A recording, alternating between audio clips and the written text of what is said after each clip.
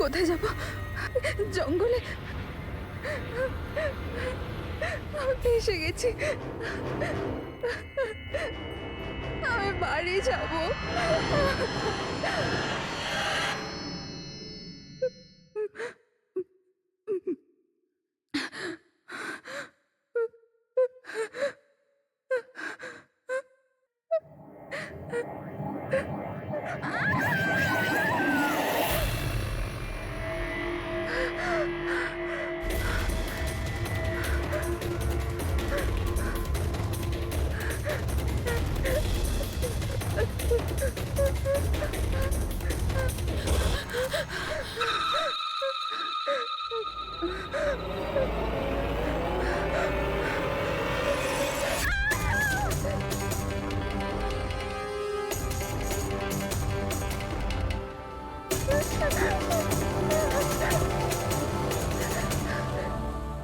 নিমি ঘুমিয়ে পড়েছে?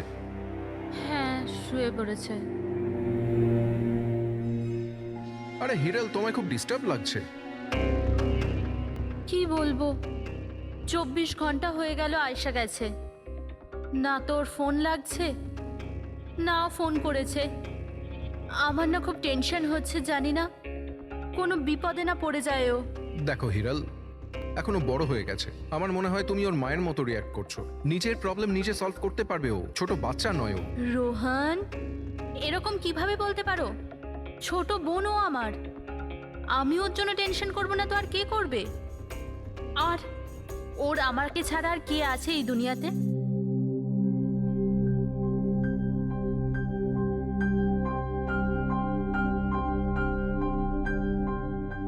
Hello hello, আপনি কি হিরাল বলছেন? হ্যাঁ, আমি হিরল বলছি। আপনি কে? আমি মানিক। আমি আয়েশার সাথে কাজ করি। এখানে একটা বড় প্রবলেম হয়ে গেছে। প্রবলেম? আয়শার সাথে কি হয়েছে? দেখুন, ও জঙ্গলে কোথাও হারিয়ে গেছে। ওকে খুঁজেও পাচ্ছি না আর ফোনেও পাচ্ছি না। আর আমাদের ভয় হচ্ছে যে ওর কিছু হয়ে যায়নি তো।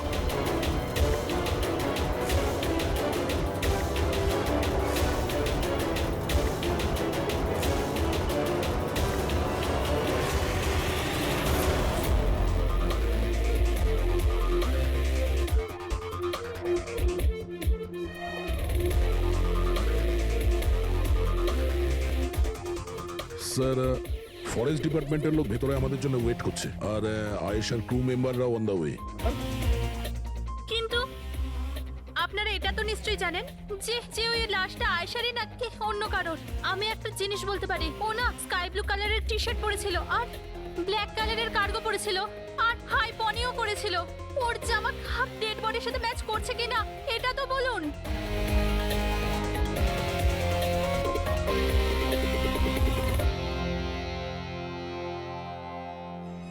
ও, আপনি সেই অফিসার? Yes sir.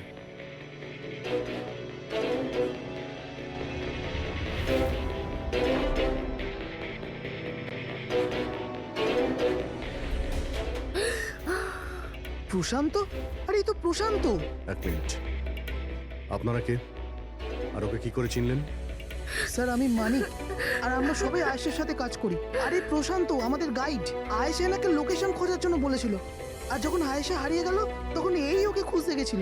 এর এরকম অবস্থা, তাহলে আয়শা কিরকম অবস্থায় আছে? না না না, না না, আয়শার কিছু হয়নি, আমি বলছি তো, ট্রাস্ট মি।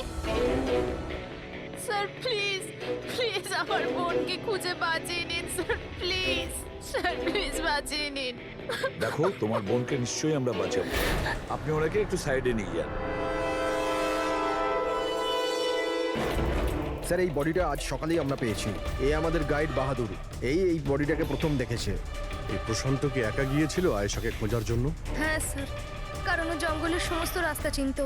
যত ভালো করেই চিনুক না কেন, রাতের অন্ধকারে ঘন জঙ্গলে বিনা পারমিশনে বিনা গাইডে রাতে ঘোরাফেরা নিজে থেকে মৃত্যুকে ডেকে আনা, তোমরা খুব বড় ভুল করেছো। এই বডিটা এইভাবে পেয়েছি, জানি না দ্বিতীয়টা কি অবস্থায় পাবো। অফিসার, আচ্ছা এটা বলো যে এখানে কোনো হিংস্র জানোয়ার আছে? এরকম কোনো হিংস্র জন্তু নেই, ঘন জঙ্গল, হারিয়ে যাওয়ার ভয় আছে। কোনো জন্তু জানোয়ারের আঁচড় তো মনে হচ্ছে না, কিন্তু এটা ছুরির আঘাত বলে মনে হচ্ছে। একে ছুরি দিয়ে খুন করা হয়েছে।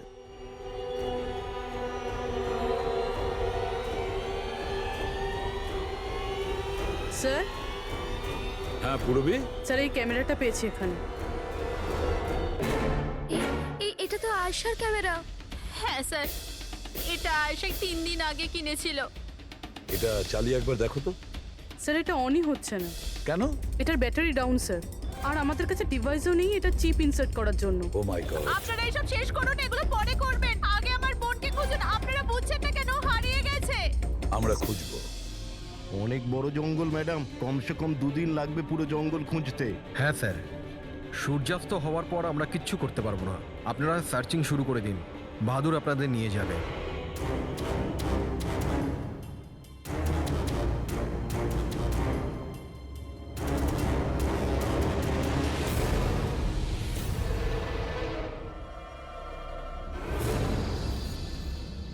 স্যার, স্যার আমরা জঙ্গলের অনেক ভেতরে চলে এসেছি স্যার।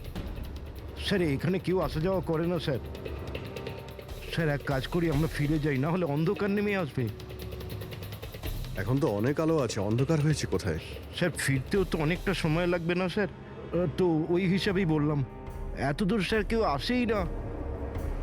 স্যার এখানে কিচ্ছু পাবেন না। আরে ভাই, যখন এত দূর চলে এসেছে একটু দেখে নি না ভাই। চলো চলো। আচ্ছা আচ্ছা।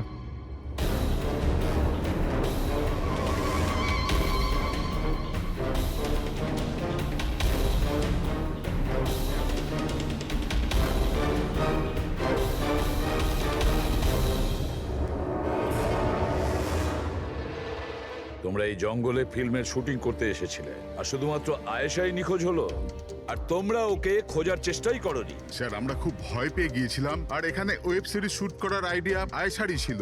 স্যার আমরা ওকে আনিনি, ও আমাদের এনেছিল লোকেশন দেখাতে। হ্যাঁ স্যার, এই প্রশান্ত গাইড আয়েশার পরিচিত ছিল, আর এ কাছেই থাকতো আর জঙ্গলটাকে ভালো করে চিনতো। আর আমরা তো রাত্রিরে থাকার পর সকালে বেরিয়ে পড়তাম, সব কিছুই ঠিকঠাক চলছিল, লোকেশনও পেয়ে গেছিলাম। আর এরপর আমরা টেন্টের বাইরে আগুন জ্বালিয়ে খাবার বানাচ্ছিলাম। কটার সময়ের ঘটনা এটা? 5টা-6টা নাগাদ। আর তখনই হঠাৎ আয়েশা নিজের ক্যামেরা নিল আর জঙ্গলের দিকে যেতে লাগলো। জঙ্গলের দিকে যাচ্ছিল কেন? ও বলেছিল যে ও আশেপাশের একটুখানি ভিডিও করে হিরণকে পাঠিয়ে দেবে, আর ও এটাও বলেছিল আশেপাশেই থাকবে আর তাড়াতাড়ি ফিরে আসবে। তারপর অনেকক্ষণ পর্যন্ত যখন ও এলো না, তখন আমাদের মনে হলো যে কিছু গন্ডগোল আছে। এর আগে আমরা কিছু করতাম কি, সেখানে প্রশান্ত চলে এলো। ও জানতে পারলো তো ও নিজেই খুঁজতে চলে গেল। আর ও আমাদের ওখানেই থাকতে বললো। ও বললো যে জঙ্গলটা খুব বিপজ্জনক আর আমাদেরও প্রাণের ঝুঁকি থাকতে পারে। ব্যাস এটা বলেই ও জঙ্গলে ঢুকে গেল স্যার।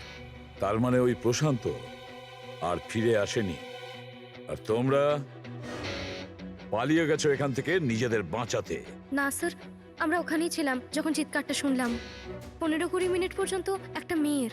স্যার, স্যার ওই চিৎকার শুনে আমরা খুব ভয় পেয়ে গেছিলাম, আর তারপর আমরা ওখান থেকে পালিয়ে গেলাম। স্যার, আমরা খুব বড় ভুল করে ফেলেছি। চিৎকারটা শুনে আমাদের এখান থেকে পালানো উচিত হয়নি, আয়েশাকে সাহায্য করা উচিত ছিল। সত্যিই তোমরা একটা বড় ভুল করেছো। আয়েশার চিৎকার শুনে যদি তোমরা জঙ্গলে ঢুকতে, আয়েশা এখন আমাদের সঙ্গে থাকতো, আর প্রশান্ত ও হয়তো বেঁচে যেত। তুমি তো বলছিলে যে এত ভেতরে জঙ্গলের কেউ আসতে পারে না, এটা কি? স্যার আমি জানি না, কিন্তু এটা আমাদের ডিপার্টমেন্টের কখনোই নয়। জঙ্গলের মধ্যে টেন্ট, দেখছি এর ভেতরে কে আছে।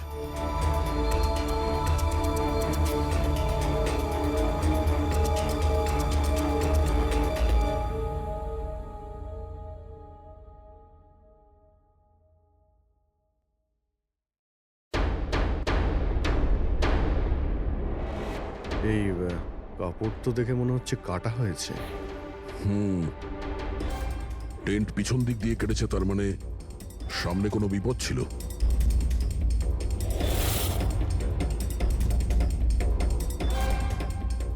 ছুরি, এটা দিয়েই কাটা হয়েছে।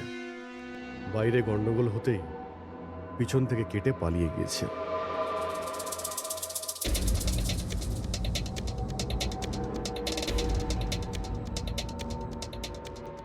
রাতে থাকার পুরোপুরি বন্দোবস্ত ছিল এখানে, বোনফায়ার। এই আলু এখানে দেওয়া হয়েছিল। স্যার এত ভেতরে এত রাত্রে থাকার মতন কেউ পাগলই হবে স্যার। না হলে এত ভয়ঙ্কর জঙ্গলে রাতে থাকার কথা ভাববে কে? কোনো নেচার লাভার না কোনো খুনি? এই দেখো,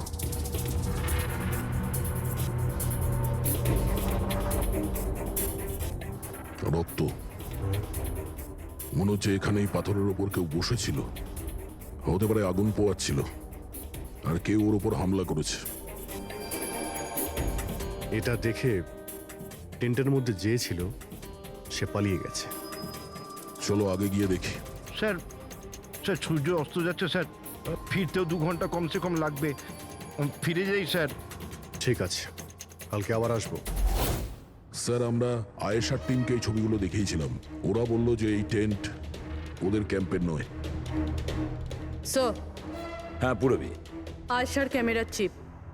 হিরালদি, তুমি এটা মিস করলে। আমি তোমায় বলেছিলাম না আমার সাথে এসো। জানো এখানে এত বেশি গ্রিনারি আছে। লুক এট দিস, এতগুলো গাছ। It's so beautiful. দিদি, আমি হাঁপিয়ে গেছি। মনে হচ্ছে আমি জঙ্গলের অনেক ভেতরে এসে গেছি। জঙ্গল তো পুরো একই রকমের না? আমি রাস্তা খুঁজে নেব, খুব একটা মুশকিল নয়।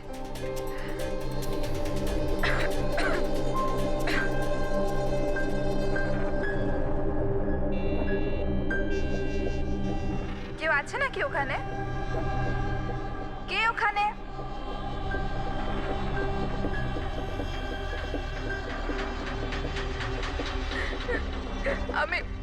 আমি ফেঁসে গেছি এখানে। আমি কিছু বুঝতে পারছি না। এখান থেকে আমি কি করে বাইরে যাব?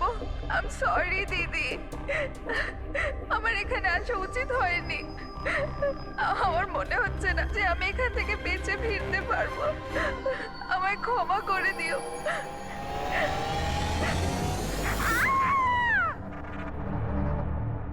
অভিজিৎ, যে কোনো পরিস্থিতিতে এই মেয়েটাকে ওই জঙ্গল থেকে উদ্ধার করতে হবে আমাদের। বস, হ্যাঁ সালুকে। বস, আয়েশা যে জিনিসগুলো রোজ ব্যবহার করত, আমি সেই প্রত্যেকটা জিনিস থেকে ডিএনএ স্যাম্পল নিয়েছি। কিন্তু আশ্চর্যের ব্যাপার, কোনো স্যাম্পলই আয়েশার ডিএনএ এর সঙ্গে ম্যাচ করছে না। কি? কিন্তু হ্যাঁ, খুনির ব্যাপারে একটা খুব গুরুত্বপূর্ণ সূত্র পেয়েছি। সেটা কি স্যার? বস, এই ডিএনএ প্রোফাইলটা দেখো। এই দুটো ডিএনএ প্রোফাইলই দুটো আলাদা আলাদা লোকের। কিন্তু অদ্ভুত ব্যাপার হচ্ছে যে দুটো প্রোফাইলই আমি একই লোকের শরীর থেকে পেয়েছি, প্রশান্ত শরীর থেকে। প্রশান্তর শরীর থেকে? হ্যাঁ বস। সেটা কিভাবে? প্রশান্তর মৃত্যু অগণিত ছুরির আঘাতের জন্য হয়েছে, আর ওর শরীরে যে থাবার চিহ্নটা আছে সেটা আসল নয়, তৈরি করা হয়েছে নকল। আর সবচেয়ে আশ্চর্যের ব্যাপার হচ্ছে যে প্রশান্তের লাশের থেকে আমি ওর রক্ত ছাড়া আরো কারো রক্ত পেয়েছি। এখন এই রক্তটা কোনো পুরুষের না নারীর সেটা আমি বলতে পারবো না, কারণ ওই রক্তটা প্রশান্ত রক্তের সঙ্গে মিশে গেছে।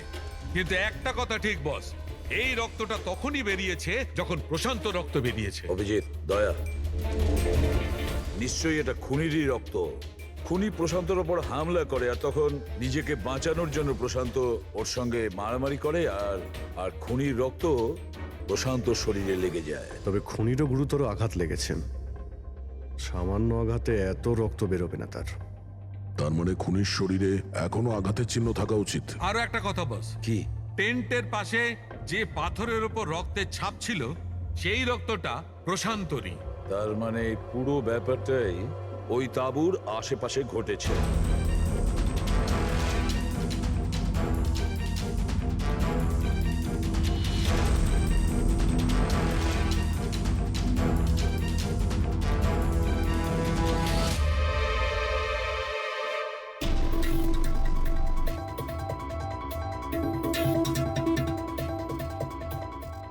স্যার, হ্যাঁ পুরবি, স্যার এই জুতোটা পেয়েছি। তাহলে কি এই জুতোটা আয়েশার না? তো এগিয়ে গিয়ে দেখি।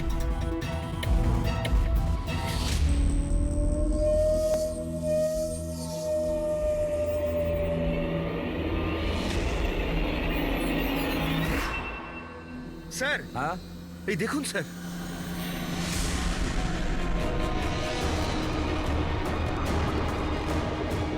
ছুরি দিয়ে আঘাত করেছে স্যারের পিঠে 5 বার। ওকে একটু উল্টে দাও। এ তো আয়েশা, ফেসটা তো পরিষ্কার দেখছি অভিজিৎ, না কোনো আঘাতের চিহ্ন, না কোনো কাটা দাগ। কিন্তু ওই ভিডিওতে যে দেখলাম। হ্যাঁ স্যার, ভিডিওতে এর মাথায় আঘাত লেগেছিল, রক্ত বেরোচ্ছিল। এখানে তো আঘাতের কোনো চিহ্নই নেই, একদম পরিষ্কার। তার মানে হলো ওই ভিডিওটা নকল।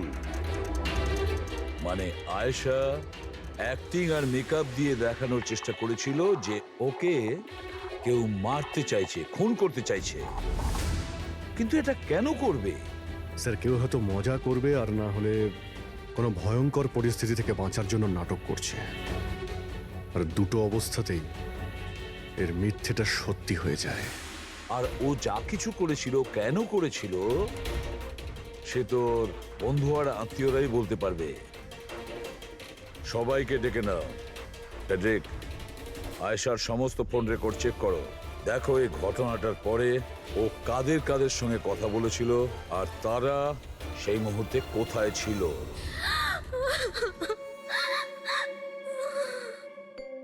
এরা আমাকে কেন ওকে দেখতে দিচ্ছে না? কি বাজে ভাবে মেরেছে আমার বোনকে। আর এরা বলছে যে ও নিজের মৃত্যুর নাটক করেছে, নিজের মার্ডারের নাটক। আর ওই নাটক সত্যি হয়ে গেছে। ভুল বলছে ওরা, মিথ্যে। আমাদের আয়েশা এরকম করতেই পারে না। আপনারা ভুল অভিযোগ করছেন।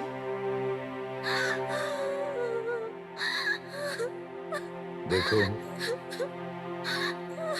আপনার দুঃখ আমরা বুঝতে পারছি, কিন্তু এই অভিযোগ ভুল নয়, সত্যি। এটা আয়েশার ক্যামেরা থেকে যে থার্ড ক্লিপিংটা আমরা পেয়েছি, সেখানে আয়েশার মুখের উপরে অনেকগুলো ক্ষত চিহ্ন ছিল। কিন্তু যখন আমরা আয়েশার লাশটাকে পাই, তখন ওর মুখ আর গলা পরিষ্কার ছিল। কেন? কিভাবে? এই ভিডিওটাতে আয়শা মজা করছিল না তো?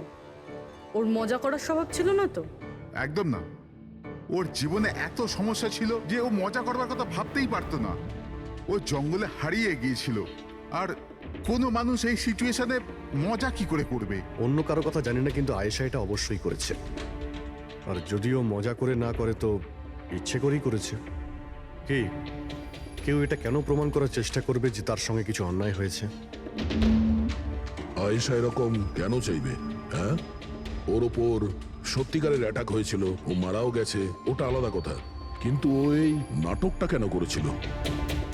কি সত্যি কি ও কোনো প্রবলেমে ছিল যার কারণে ওকে এই ড্রামাটা করতে হয়েছিল? হ্যাঁ, ও সমস্যায় ছিল,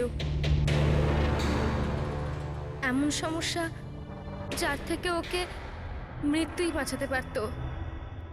মানে তুমি কি বলতে চাইছো? স্যার হ্যাঁ ফেডরিক, এটা আয়েশার কল রেকর্ডস। বিশেষ কিছু পেয়েছো? হ্যাঁ স্যার, একটা লোক আছে কেতন, সে আয়েশাকে অনেকগুলো মেসেজ আর কল করেছিল। এমনকি যেই রাতে আয়েশা খুন হয়েছিল সেই রাতেও ওর ফোন জঙ্গলের কাছেই ছিল, 2 কিলোমিটারের মধ্যে। এই কেতনকে? খুনের রাতে ও জঙ্গলের আশেপাশেই ছিল। কে? হ্যাঁ স্যার, ও আয়েশার স্বামী। দুজনে আলাদাই থাকতো।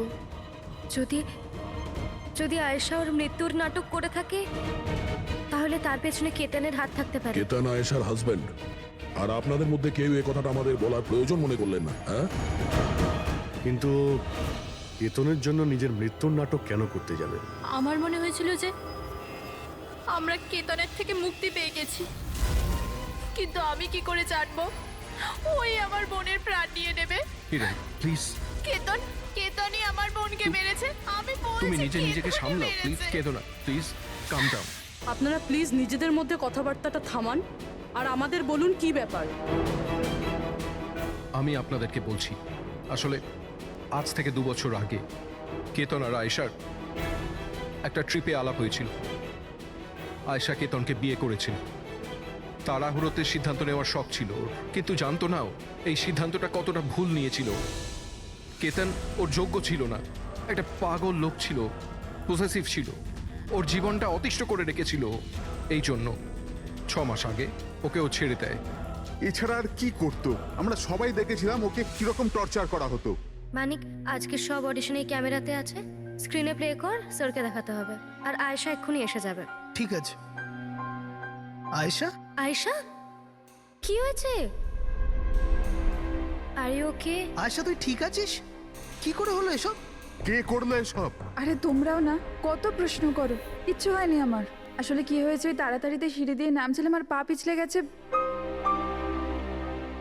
চুপ কর আয়েশা, কত কভার আপ করবি? আমি তো এটা বুঝতে পারছি না, তুই ছেড়ে দিচ্ছিস না কেন ওই মানুষটাকে? আমি ছেড়ে দিলেও ও আমায় ছাড়বে না। আরে আইন বলে কিছু আছে নাকি? পুলিশের হাতে তুলে দি ওকে। কেউ ওর কিচ্ছু করতে পারবে না। ওকে যদি পুলিশে ধরেও নিয়ে যায়, ও সেখান থেকেও চলে আসবে আর আমাকে খুঁজে বার করবে, তারপর আমায় ছাড়বে না। কখন থেকে ফোন করছি তোকে আমি? হ্যাঁ, ধরছিলিস না কেন? এখানে বসে টাইম পাস করছিস? হ্যাঁ না কেতন, তোর এত সাহস কি করে হলো? কেতন আমি ডাক্তারের কাছে গেছিলাম, তাই ফোন সাইলেন্ট ছিল, অন করতে ভুলে গেছি। ওকে, ডক্টর, হ্যাঁ আজকাল খুব বেশি যাচ্ছিস না ওর কাছে?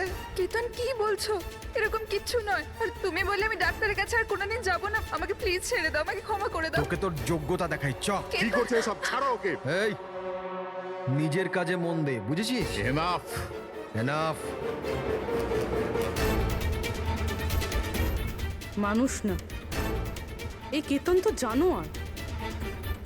তোমরা কেতনের ব্যাপারে আমাকে আগে বলনি কেন? আপনারা যা বললেন সেটা শুনে তো মনে হচ্ছে কেতনই আমাদের প্রাইম সাসপেক্ট। মনে হচ্ছে কেতনের কারণেই সেটা করেছে। আর কেতন আয়েশার অভিনয়টাকে বাস্তবে পরিণত করেছে। যদি যদি তোমরা কেতনের ব্যাপারে আমাকে একটু আগে জানাতে পারতে। গত 6 মাস ধরে আয়েশা আমাদের সাথেই ছিল, আর এর মধ্যে একবারও তো কেতনের সাথে দেখাও করেনি। আর শহর থেকে এত দূরে জঙ্গলে আসতে পারে সেটা তো আমরা ভাবিইনি। এই ধরনের পাগল আর সন্দেহবাতিক লোক যে কোনো কিছুই করতে পারে। হ্যাঁ, কেতনের অ্যাড্রেস আর টেলিফোন নাম্বারটা আমাদের দেবেন।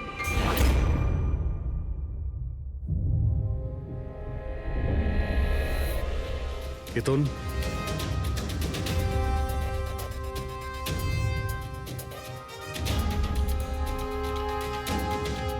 স্যার, এই ফটোগুলো দেখে তো মনেই হচ্ছে না যে দুজনের মধ্যে কোনো ঝামেলা ছিল। আপনারা? কেতন আয়েশার স্বামী। পুলিশ। সিআইডি। আপনারা কি করতে এসেছেন এবার? আমার আয়েশা চলে গেছে, আমার জীবন বরবাদ হয়ে গেছে। আপনারা কি চান আমার থেকে? ইনফরমেশন তোমার আর আয়েশার ব্যাপারে।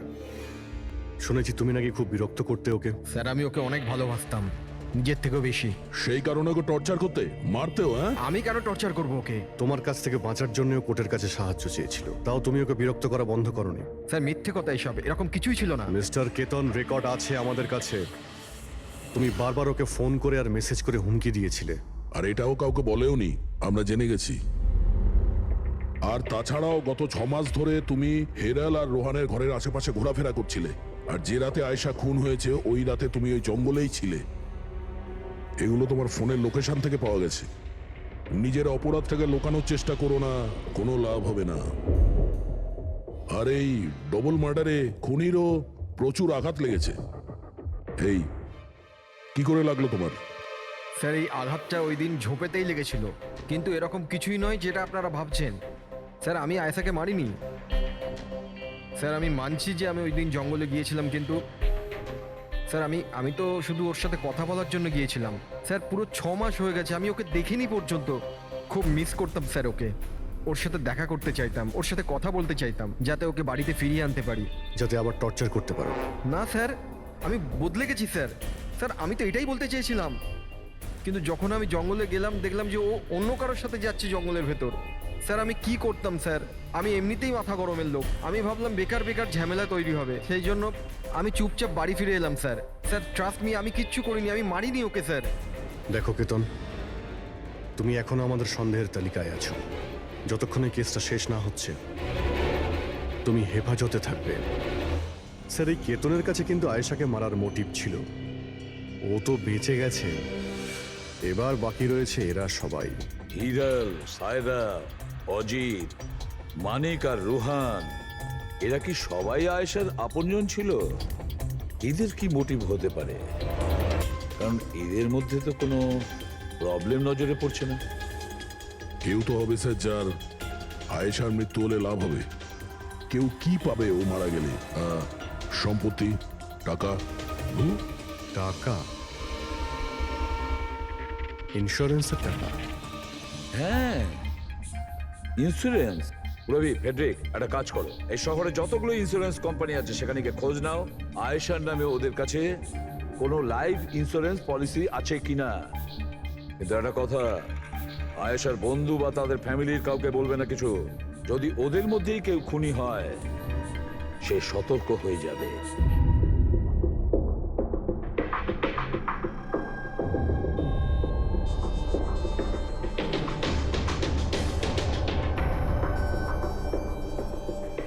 ওকে, থ্যাঙ্কস স্যার। হ্যাঁ ফেডরিক, আয়েশার অ্যাকাউন্টে মাত্র 1 লাখ টাকা আছে, কোনো ফিক্সড ডিপোজিট পর্যন্ত নেই। স্যার, তানিশা ইন্স্যুরেন্স প্রাইভেট লিমিটেডের কাছে আয়েশার নামে একটা বীমা পলিসি রয়েছে 50 লাখ টাকার। ও আচ্ছা। আর এই টাকা আয়েশার ভাগ্নি, মানে ও দিদি আর জামাইবাবুর মেয়ে নিমিষা পাবে। আচ্ছা, তাহলে এই ব্যাপার। স্যার, আসলে আপনারা কি চাইছেন? আমার যা জানা ছিল আমি সবকিছু বলে দিয়েছি। আর আপনারা জানেন আমার স্ত্রীর শরীর কতটা খারাপ, এখন আমার ওর সঙ্গে থাকা উচিত, আর আপনারা আমাকে এখানে আটকে রেখেছেন। স্যার, বলার কি বাকি আছে? সব বলে দিয়েছি। অনেক কিছু বাকি আছে। তুমি একটু বেশি কথা বলো, সেই জন্য যা কিছু প্রশ্ন করব ঠিক তারই উত্তর দেবে। এই তোমার ওইখানে যে ফ্যাক্টরিটা আছে ওটা তো বাজেয়াপ্ত হতে চলেছে। এর লোন তুমি শোধ করতে পারোনি কি? হ্যাঁ, কিন্তু আপনারা এগুলো কেন জিজ্ঞাসা করছেন? আপনারা এগুলো কি করে জানলেন? প্রশ্ন নয়, শুধু উত্তর। আয়েশা তোমাদের সাথে তোমাদের বাড়িতেই থাকতো না? তাহলে 7 দিনে তুমি ওকে 41 বার কল করেছো কেন? বাহ বাহ বাহ, 7 দিনে 41টা কল এসেছে আয়েশা, দারুণ ব্যাপার। আর তার উপরেও তুমি অর্থ কষ্টে ভুগছিলে, তাই না? আর আয়েশার মৃত্যুর পরে তোমার ছোট বাচ্চা টাকা পেত 50 লক্ষ টাকা। আর ওই ছোট্ট নিরীহ শিশু, সে কি করে জানবে 50 লাখের ধর্ম? ও কিভাবে ব্যবহার করবে? আর ওই 50 লক্ষ টাকা তো ভোগ করতো বাচ্চাটার বাবা, মানে তুমি, রোহন। থামুন আপনারা, চুপ করুন। আপনাদের কথা মতো আমি আয়েশাকে মেরেছি। স্যার, আমার ওপর 15 কোটি টাকার লোন আছে। 50 লাখে আমার কিচ্ছু হবে না। আমি আয়েশাকে মারবো। আর ওটা যা ওর শরীরের ওপর থেকে খুনির রক্ত পাওয়া গেছে, আপনারা দেখতে পারেন আমার গায়ে কোনো চোটই লাগেনি, কারণ আমি ওখানে ছিলামই না। আমি কাউকে খুন করিনি। সব ঠিক করা ছিল, প্রশান্ত সবকিছু সামলানোর কথা ছিল। 1 মিনিট। কি সামলে নিত? হ্যাঁ, প্রশান্ত কি সামলে নিত? বলো, প্রশান্ত কি সামলে নিত? স্যার, আমার ভুল হয়ে গেছে। আমার সবকিছু আপনাদের আগেই বলে দেওয়া উচিত ছিল। আমি ভয় পেয়ে গেছিলাম, খুব ভয় পেয়ে গেছিলাম। কোনটা বলার ছিল আগে? তাড়াতাড়ি বলো। আমি আয়েশার প্ল্যানে যুক্ত ছিলাম। আমরা শুধু ওকে মৃত দেখাতে চেয়েছিলাম। অ্যাকচুয়ালি ওর মরার কথা ছিল না। তার মানে আমাদের সন্দেহ ঠিক ছিল স্যার? সবকিছু ঠিক ছিল। ওই ভিডিওটা নকল ছিল, শুধু কেতনের থেকে বাঁচার জন্য ছিল। আর তুমিও এই প্ল্যানে জড়িত ছিলে। স্যার, কেতন আয়েশার জীবন অতিষ্ঠ করে দিয়েছিল। ও বেচারি চুপ থাকতো, কাউকে কিছু বলতো না। স্যার, একদিন লিমিট ক্রস করে গেল, সব সীমা ছাড়িয়ে গেল। ওর মনে হলো কেতন ওর জন্য কোনো বড় বিপদ হতে পারে। ও আমাকে বলেছিল স্যার, কেতন পাগল ছিল। পুলিশ বা ডিভোর্স ওর কেউ কিচ্ছু করতে পারতো না। আয়েশা ওটাকে পার্মানেন্ট মুক্তি পেতে চাইছিল, চিরদিনের জন্য। আমি হাঁপিয়ে গেছি জিজু। এখন তো ডিভোর্স আমাকে কেতনের থেকে বাঁচাতে পারবে না। যেটা আমায় ওই কেতনের হাত থেকে বাঁচাতে পারে সেটা শুধু আমার মৃত্যু।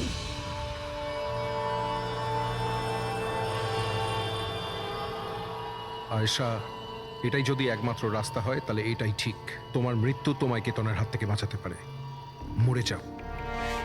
হোয়াট? রিল্যাক্স, আমার কাছে একটা আইডিয়া আছে। আমাদেরকে এমন কিছু করতে হবে যাতে মনে হয় আয়েশা মরে গেছে।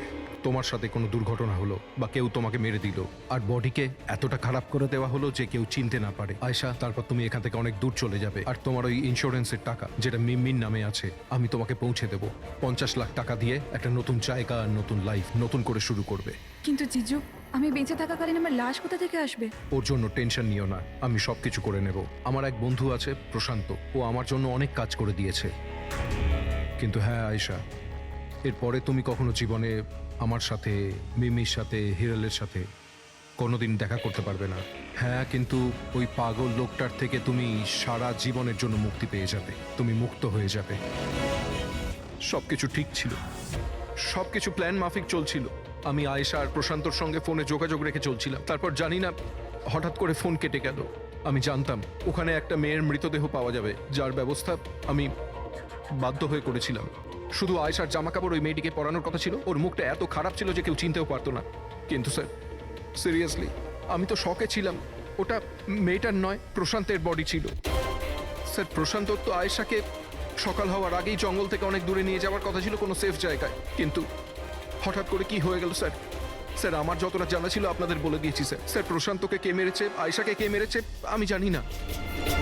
স্যার, তার মানে তৃতীয় কোনো ব্যক্তি ছিল যে প্ল্যানটার ব্যাপারে জানতো, যে আয়েশাকে চিনতো, প্রশান্তকেও চিনতো, আর ওই সময় ওই জঙ্গলেই ছিল। কোনো তৃতীয় ব্যক্তি? হ্যাঁ, কোনো তৃতীয় ব্যক্তি। তোমার প্ল্যানের হিসাবে টেন্টে প্রশান্ত এবং আয়েশা থাকার কথা ছিল, কিন্তু টেন্টের পাশে একটা পাথরের উপর প্রশান্তর রক্ত পাওয়া গেল, আর ওই টেন্টটা পেছন থেকে ফাটা ছিল। মানে আয়েশা টেন্টের সামনে থেকে যাওয়ার বদলে পেছন থেকে ছিঁড়ে বেরিয়েছে। মানে ও বিপদটা আগে থেকে বুঝতে পেরেছিল।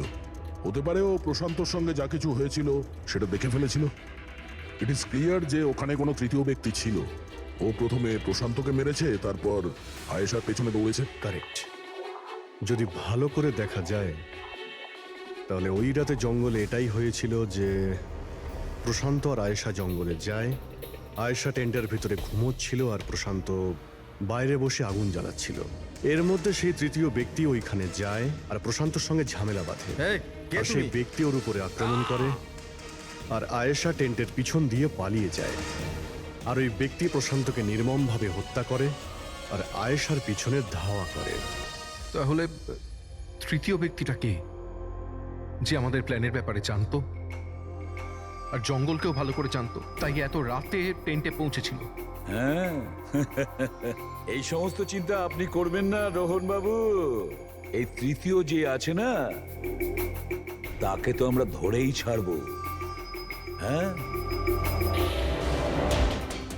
হোক বা না হোক, এই ধাঁধার সমাধান এখানে আছে, এর মধ্যে, কিন্তু আমরা দেখতে পাচ্ছি না। খুনি হবে তো স্যার এদের মধ্যেই কেউ, কিন্তু আমরা দেখতে পাচ্ছি না।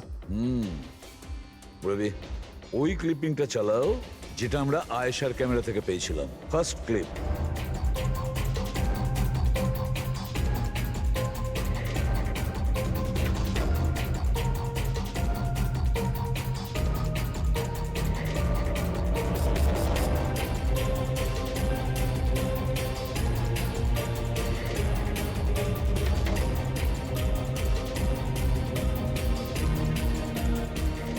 ইয়েস, দাদা, তুমি ঠিকই বলেছিলে, খুনি আমাদের সামনেই আছে, কিন্তু আমরা দেখতে পাচ্ছি না। একটা কাজ করো, সবাইকে জঙ্গলে ডেকে নাও, তখনই বোঝা যাবে। স্যার, এখনো আপনারা আমার উপর সন্দেহ করছেন, যেখানে আমি আপনাদের সবকিছু সত্যি কথা বলেই দিয়েছি। স্যার, আমি আমার বউকে কেন মারবো স্যার? আমি তোকে ভালোবাসি স্যার। আমার বোনের খুনিকে খোঁজার বদলে আপনারা আমাদেরই জিজ্ঞাসাবাদ করছেন। আর ওর গায়েব হওয়ার খবর তো আমি হিরাল ম্যামকে দিয়েছি। আর আমরা যদি কিছু করতাম তো আমরা কেন ফোন করতাম? হ্যাঁ, কিন্তু কেউ তো আয়েশাকে খুন করেছে, আর কে খুন করেছে সেটা আমরা জানি। আয়েশাকে খুন তোমাদের মধ্যেই কেউ করেছে, তোমাদের মধ্যেই কেউ। আমাদের মধ্যে কে হতে পারে স্যার? এখনই জানতে পারা যাবে। রোহন, তুমি একটা কথা বলো, আয়েশা রেকির জন্যে তোমার বাড়ি থেকে দুর্ঘটনার একদিন আগেই গিয়েছিল না? হ্যাঁ স্যার, একদিন আগেই গিয়েছিল। আর এটা সেদিনেরই ছবি, তাই না? যেদিন ওর রেকিতে যাওয়ার কথা ছিল, আয়েশার অ্যাকাউন্ট ওই পোস্ট করেছে, তো ওরই হবে। আর আপনারা আমার বোনের খুনিকে খোঁজার বদলে এরকম ফালতু জিজ্ঞাসাবাদ করছেন, আমাদের উপরে ব্লেম করছেন। এতে কি প্রমাণ পাবেন আপনারা? এটাই যে তোমরা আয়েশাকে জীবন্ত দেখেছিলে শেষবার ওই দিনই, তারপরও নিখোঁজ হয়ে গেছিল, তোমরা আমাদের বলেছিলে। আচ্ছা, ও কি কি পরেছিল অপর্ণা, তুমি বলেছিলে, তোমার মনে আছে? হ্যাঁ, ও না স্কাই ব্লু কালারের টি শার্ট পরেছিল আর ব্ল্যাক কার্গো প্যান্ট ছিল। হাই পনিও করেছিল। আপনার তো নিশ্চয়ই মনেই আছে। হিরাল, তুমি কি করে জানলে আয়েশা মরার সময় কি কাপড় পরেছিল? বলো, আরে বলো না। কারণ সেই দিন এ জঙ্গলেই ছিল। এই প্রশান্তকে মেরেছে আর তারপর আয়শার পিছনে দৌড়োয়, ওর পিছু নেয় আর ওকে মেরে ফেলে। আর প্রশান্তকে মারার সময় তোমার গভীর আঘাতও লাগে। দেখাও। হাত ছাড়ুন আমার, দূরে থাকুন। হ্যাঁ, আমার থেকে। একে তো আপনারা আমার বোনের খুনিকে খুঁজে পাচ্ছেন না, তার উপরে আমার উপরে অভিযোগ দিচ্ছেন। হ্যাঁ, ব্যাস, অনেক অভিনয় করেছো, এবার ঠিক করে বলো, কেন মেরেছো তুমি আয়েশাকে? হ্যাঁ, আমি মেরেছি আয়েশাকে। আমি মেরেছি আয়েশাকে।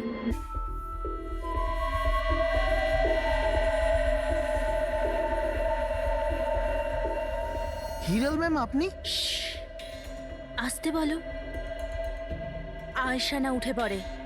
ইনফ্যাক্ট আমি বলছি যে ওকে সব সময়ের জন্যই না ঘুম পাড়িয়ে দাও। এটা কি বলছেন ম্যাডাম? রোহান তো তোমাকে আয়েশাকে সুরক্ষিতভাবে এই জঙ্গল থেকে বাইরে বার করার জন্য কত টাকা দিয়েছিল? 2 লাখ টাকা। আমি না তোমাকে 5 লাখ টাকা দেব আয়েশার প্রাণ নেয়ার জন্য। হিরাল ম্যাম, এসব কি বলছেন? আয়েশা ম্যাডাম আপনার বোন, আর আমি ওকে বাঁচানোর সওদা করেছি। আমি ওর সাথে বেইমানি করতে পারবো না।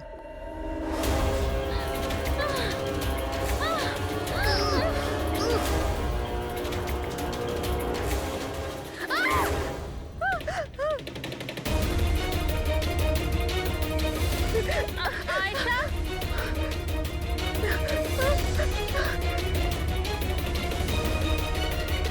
আয়েশা,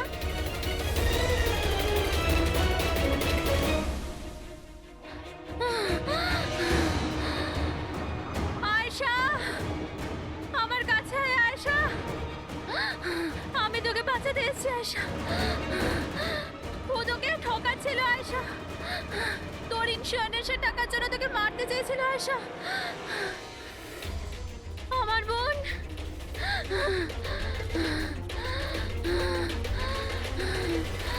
আয়েশা। সরি দিদি, আমি কিচ্ছু জানতাম না এই ব্যাপারে। সরি, আমার জন্য তোমার এত কষ্ট হলো। আমি জানতাম না যে জিজু এরকম কিছু করছে। আই এম সো সরি দিদি। আমার বোন।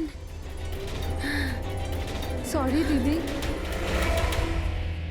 তুই সরি বলিস না? হ্যাঁ, এটা তো আমার বলা উচিত। কেন দিদি? I am sorry. কেন কেন মেরেছো তুমি তোমার বোন আয়েশাকে? আপনারা জানেন না আয়েশাকে, ও সবসময় না সবার প্রিয় হয়ে এসছে। ভালোবাসার আয়েশা, সবাই ওকে ভালোবাসতো, আমাকে নয়। মা, বাবা, আমার সব বন্ধু, ইনফ্যাক্ট রোহান, আমার মেয়ে নিম্মিও আমার থেকে বেশি ওকে ভালোবাসতো। ও রোহানকেও আমার থেকে ছিনিয়ে নিতে চেয়েছিল। আমি রোহান আর নিম্মিকে নিজের থেকে দূরে যেতে দেখতে পারতাম না। না, আপনি বলুন আমি কি করতাম? আমি ভাবলাম সবসময় ও আমাকে হিংসা করে না, জিতেওছে সবসময়। না থাকবে আয়েশা, আর না থাকবে ওর জিত। এর জন্য মেরে ফেলেছি আমি ওকে। হিরাল, তুমি এটা কি করে করতে পারো? আরে আয়েশা তোমার ছোট বোন ছিল, আমাকে বড় দাদার মতো দেখতো। আমি ওর সাথে এগুলো কখনো স্বপ্নতেও ভাবতে পারি না। আমার লজ্জা লাগে তোমাকে আমার স্ত্রী বলতে। রোহান, তোমার ভুল নেই এতে, সব ভুল ওই আয়েশার। ওই সব করছিল। ও না তোমাকে আমার থেকে ছিনিয়ে নিতে চেয়েছিল, কিন্তু এখন তো এটা হবেই না। এবার তো তোমাকে কেউ আমার থেকে কেড়ে নিতে পারবে না। খুব বড় ভুল করেছো তুমি। তোমার সন্দেহ, তোমার ইনসিকিউরিটি একটা নিরীহ মানুষের প্রাণ নিয়েছে, প্রশান্ত গাইডের। আর তাছাড়াও তুমি তোমার আপন বোনকেও মেরেছো। আইন তোমাকে কঠোর থেকে কঠোরতম